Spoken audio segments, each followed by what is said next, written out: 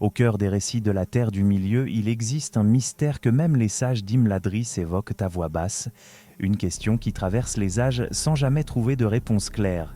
Qu'est-il advenu des Entwives après la chute de Sauron ? On se souvient d'elles comme des esprits végétaux passionnés par l'ordre, la culture, la douceur des jardins, façonnés par la main patiente. Elles étaient la contrepartie vive et lumineuse des Ents, ces géants de bois attachés aux forêts sauvages. Et puis, sans fracas, elles ont disparu. Tolkien lui-même n'a laissé que des traces, des échos, des fragments de phrases où se mêlent nostalgie et incertitude. Comme si ce mystère devait rester suspendido, un souffle entre les feuilles, prêt à réapparaître pour qui ose encore poser la question. Et si vous voulez poursuivre cette quête avec moi à travers les ombres et les clairières du légendarium, alors enfourchez votre vieux bâton de marche et pensez à vous abonner et à laisser un like. Après tout, même Gandalf disait qu'un petit geste peut changer le cours de l'histoire. Pour saisir la profondeur de la disparition des Entwives, il faut revenir à un temps où la Terre du Milieu était encore jeune, lorsque les arbres chantaient librement et que les saisons n'avaient pas encore connu le poids des ténèbres. Les Ents et les Entwives formaient alors un peuple unique, lié aux forêts et aux choses qui poussent, mais leur regard sur le monde divergeait déjà, comme deux branches issues d'un même tronc qui s'orientent différemment en cherchant la lumière. Les Ents, attachés à la nature sauvage, préféraient les clairières indomptées, la croissance libre des forêts profondes. Ils voyaient la beauté dans le désordre vivant, dans ce qui n'était façonné que par la volonté mystérieuse d'Arda. Les Entwives, en revanche, se passionnaient pour l'harmonie construite, pour les jardins ordonnés, pour les formes que l'on pouvait modeler avec soin sans trahir l'essence de la vie. Elles n'étaient ni en conflit ni en opposition avec les Ents, mais peu à peu, leurs pas prirent des directions différentes jusqu'à ce que cette séparation silencieuse devienne inévitable. C'est ainsi qu'elles quittèrent les forêts de l'ouest pour traverser le Grand Anduin. De l'autre côté du fleuve, elles trouvèrent un pays fertile façonné de vallées douces et de plaines généreuses. Là, dans ce qui deviendrait les terres pardes, elles mirent en place ce que les hommes décrivirent plus tard comme des jardins capables d'enseigner la patience. Les Entwives montrèrent aux premières communautés humaines l'art d'apprivoiser la terre sans la forcer, de comprendre le langage secret des graines et du vent. Sous leurs soins, les collines fleurirent de vergers et de cultures que l'on disait si harmonieux que même les oiseaux y modifiaient leur chant. Mais cet âge de calme ne pouvait durer éternellement. L'ombre de Sauron, encore jeune mais déjà vorace, s'étendit vers le nord du Mordor. Avant même que la guerre de la dernière alliance ne se dessine, son pouvoir commença à consumer tout ce qui se trouvait à sa portée. Les terres pardes furent alors ravagées avec une brutalité qui dépassait même les souvenirs des pires tempêtes. Les jardins furent alors brûlés, les villages trébuchèrent sous une vague de feu et de malveillance, et les traces de ce qui avait été une véritable civilisation agricole disparurent comme un souffle chassé par l'hiver.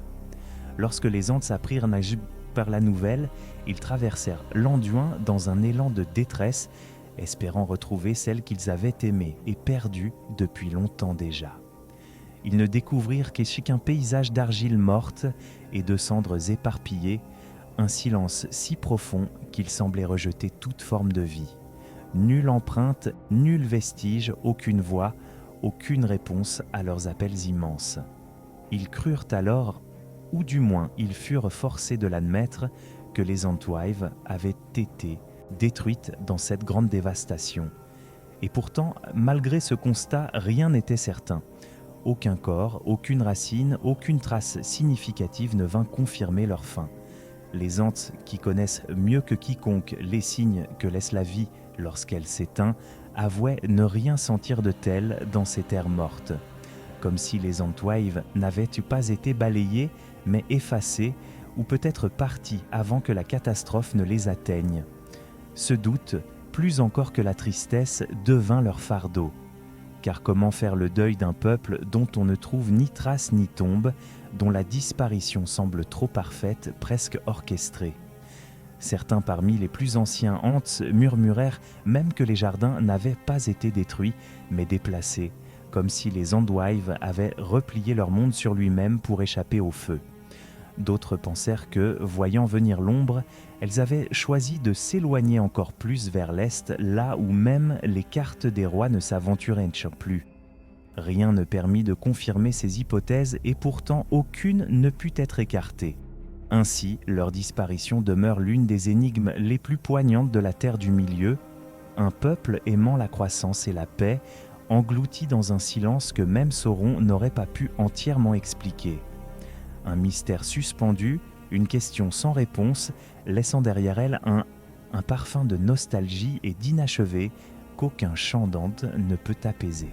Après la chute de Sauron, lorsque le vacarme des batailles se dissipa enfin et que les plaines du Mordor cessèrent de fumer, beaucoup espéraient pendant que certaines blessures anciennes pourraient se refermer.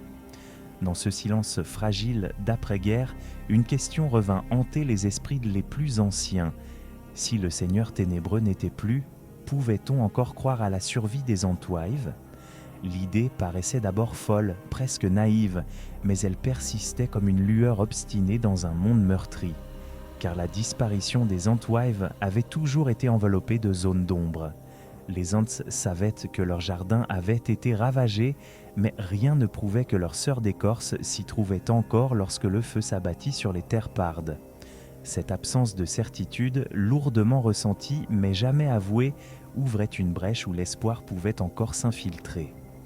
Au lendemain de la victoire, certains Ents murmurèrent que peut-être les Entwives avaient perçu l'arrivée du mal avant les hommes et s'étaient éloignés en secret, refusant de voir leurs œuvres réduites en cendres. Leur sagesse, tournée vers l'observation patiente de la terre, leur aurait permis d'anticiper ce que tant d'autres avaient ignoré. Dans cette hypothèse, leur fuite aurait pu les mener vers des contrées où l'ombre de Sauron pesait moins lourdement. Rhovanion, à l'est du grand fleuve, offrait encore de vastes étendues sauvages, des collines couvertes d'herbes hautes, des vallées silencieuses où seules les saisons décidaient du rythme de la vie. Un territoire rude, sans doute, mais propice à des esprits cherchant à se cacher sans rompre le lien qui les unissait au sol. Certains récits mentionnent même des jardins abandonnés dans ces terres, dont l'ordonnance étrange ne correspond à aucune culture humaine connue. Rien de concluant, bien sûr, seulement des traces, des motifs, des échos. Plus loin encore, au-delà des routes fréquentées, se déroulaient les immensités orientales, régions inconnues des cartographes du Gondor. Là, à la lisière du monde que Tolkien lui-même ne décrit qu'en fragments, aurait pu se trouver un refuge assez vaste pour disparaître aux yeux de tous. Si les Entwives avaient décidé de se retirer définitivement, loin des conflits, loin des hommes, loin même de leurs anciens compagnons, cet exil volontaire aurait été la cape parfaite pour masquer leur passage.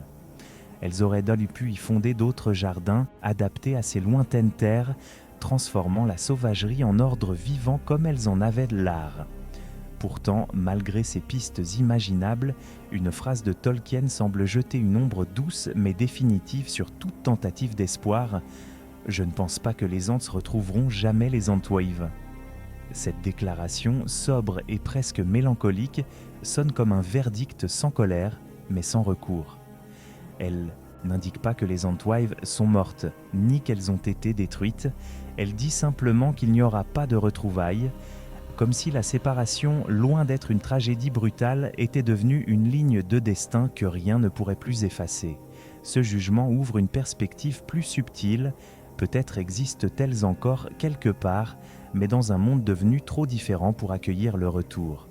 Peut-être ont-elles poursuivi leur propre route, répondant à un appel que les Ents ne pouvaient comprendre. Peut-être aussi que le temps, pour elles, a une autre texture, un autre goût, et que les siècles qui ont écrasé Arda n'ont fait que creuser un fossé impossible à franchir. Car si les Ents vivent dans la mémoire intacte de ce qui fut, les Entwives, elles, incarnaient le désir de transformer, de bâtir, de faire évoluer la Terre.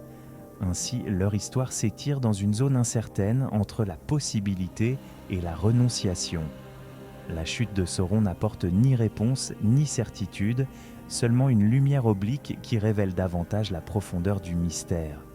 Les Ents peuvent continuer à marcher sous les arbres anciens, espérant parfois entendre un chant familier porté par le vent. Mais le monde a changé et le chemin qui les mènerait aux Entwives, si celles-ci vivent encore, semble désormais perdu entre les plaines oubliées et les échos d'un passé trop lointain pour être retrouvés. Lorsque l'on tente de percer le mystère des Entwives, on découvre rapidement que la Terre du Milieu n'est pas seule à s'interroger. Depuis des décennies, lecteurs et spécialistes ont proposé leurs propres hypothèses, tissant autour de ce peuple disparu un réseau dense de théories, parfois contradictoires, parfois poétiques, mais toujours marquées par le même désir, combler un silence que Tolkien peut-être volontairement a laissé béant. Parmi ces spéculations, 4 d'entre elles se détachent récurrentes, soutenues par des indices disséminés dans les textes ou les lettres de l'auteur. La première théorie, sans doute la plus mélancolique, affirme que les Entwives auraient survécu, mais qu'elles auraient changé au point de devenir méconnaissables pour ceux qui autrefois partageaient leur chant. Leur nature, orientée vers l'ordre agricole, les aurait amenés à se façonner en harmonie avec leur environnement d'exil, peut-être jusqu'à altérer leur apparence ou leur manière de vivre. Certains avancent que leur désir d'organiser le monde, de l'apprivoiser plutôt que de simplement le garder, aurait transformé leur essence, comme si les saisons lointaines qu'elles traversèrent avaient fini par modifier leur silhouette autant que leurs habitudes. L'idée est troublante. Imaginez les Ents immuables comme des troncs millénaires, passant à côté des leurs sans même les reconnaître. Une tragédie silencieuse, sans affrontement ni mort, mais où l'identité elle-même se dissout dans le passage des âges. Une seconde théorie va plus loin encore dans cette dilution, suggérant que les Entwives auraient trouvé refuge parmi les hommes. Leurs connaissances agricoles, leur capacité à façonner la terre auraient pu être perçues comme des dons divins par les communautés humaines naissantes. Au fil du temps, elles auraient partagé leur savoir, puis leur quotidien, jusqu'à se mêler à ce peuple plus fragile mais plus adaptable. Non pas que leur nature serait devenue humaine, mais que, faute de racines profondes dans leurs anciens jardins, elles auraient abandonné une part de ce qu'elles étaient pour s'intégrer. Leurs traces se seraient alors effacées au rythme de la mémoire humaine qui oublie vite ce qui n'a pas de tombe ou de monument. Une hypothèse séduisante qui voit dans les légendes agricoles des hommes un écho affaibli du chant des Entwives. La troisième théorie ouvre des horizons encore plus vastes, un départ vers l'est au-delà des terres crues connues dans ces régions que Tolkien mentionne à peine. Ce territoire inconnu où les cartes s'arrêtent et où les récits se font rares constitue un refuge idéal pour un peuple cherchant à disparaître volontairement. Là-bas, loin des guerres et de l'ombre grandissante du Mordor, les Entwives auraient pu reconstruire leur jardin, inventer de nouvelles formes d'harmonie, redonner vie à ce qu'elles avaient perdu. Cette théorie, presque mythique, séduit par sa cohérence avec la nature discrète des Entwives, un peuple attaché à la croissance lente, à la transformation intime, qui n'aurait laissé aucune trace visible derrière lui. La quatrième théorie, sans doute la plus sombre, suggère que les Entwives auraient été capturées ou détruites par Sauron, non lors de la grande dévastation des terres pardes, mais après leur fuite. Leur savoir sur la terre, leur capacité à faire fructifier même les sols les plus récalcitrants, auraient pu intéresser le Seigneur ténébreux, toujours avide de dominer les forces naturelles d'Arda. Pourtant, aucune chaîne, aucune ruine, aucun récit n'en témoigne. Si elles furent réduites en esclavage ou anéanties, leur disparition aurait été si complète que même les ombres n'en auraient retenu le souvenir. Cette théorie, brutalement simple, tente d'expliquer le vide parfait laissé par leur absence. Elle fascine autant qu'elle effraie, car elle suppose une tragédie sans témoin, sans survivant, sans trace. Dans ses lettres, Tolkien laisse planer un parfum d'ambiguïté. Il évoque les Entwives sans jamais affirmer leur mort, mais sans jamais offrir l'espoir d'un retour. Ces mots semblent dire que leur destin est scellé, tout en refusant de le dévoiler entièrement.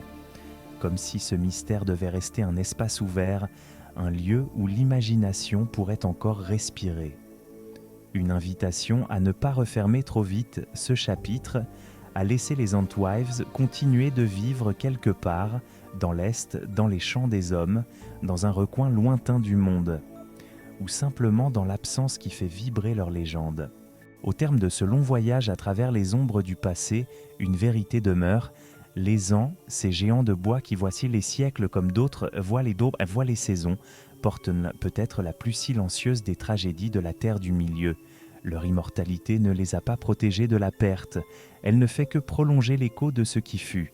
Car si les Antwives ont disparu, qu'elles se soient éteintes, transformées ou simplement éloignées, alors les ans vivent dans une forme d'attente éternelle, un espoir qui se consume lentement sans jamais s'éteindre tout à fait. Ce mystère, loin d'être un simple détail marginal du légendarium, incarne l'un des thèmes les plus profonds de Tolkien, la certitude que tout change, que rien ne peut revenir exactement tel qu'il était, et que même les êtres les plus anciens doivent apprendre à accepter la dissolution du temps. La disparition des Antwives n'est pas seulement un événement, c'est une cicatrice discrète dans l'histoire d'Arda. Un rappel que le monde avance, se transforme et laisse derrière lui des jardins que plus personne ne sait cultiver. Et pourtant, quel que soit leur sort, leur histoire demeure l'un des récits les plus délicats et mélancoliques de la Terre du Milieu. Un conte suspendu à mi-chemin entre le regret et l'espérance, entre les racines et les chemins perdus. Une légende qui murmure encore sous les branches de Fangorn lorsque le vent se lève et que les arbres semblent se souvenir d'un autre chant. Si vous souhaitez continuer à explorer les replis secrets de cet univers, suivez le sentier comme un hobbit curieux. Abonnez-vous, laissez un like et que votre geste, aussi petit qu'une graine d'Antwife, puisse faire grandir encore longtemps cette aventure.